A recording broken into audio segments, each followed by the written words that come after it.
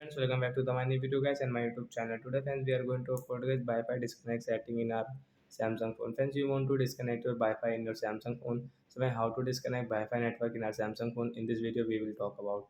So before starting video friend, first of all go and subscribe the channel, click the bell icon like my video guys. First of all guys we will on our phone setting to disconnect Wi-Fi network. After on phone setting guys you can see this type of setting in your Samsung phone. Friends, click on guys your connection setting. Friends, click on your Wi-Fi setting. Friends, you can see guys, I have connected this Mukesh Wi-Fi and which network guys you have connected, you want to disconnect, you can disconnect. Guys, click on the setting option friends. As you can see this QR code option and forget option.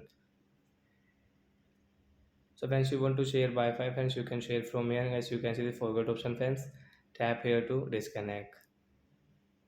So as your Wi-Fi network will disconnect in your Samsung phone guys. So like that guys, you want to disconnect your Wi-Fi network, you can disconnect. So that's it guys. Thanks for watching the video. Bye friends.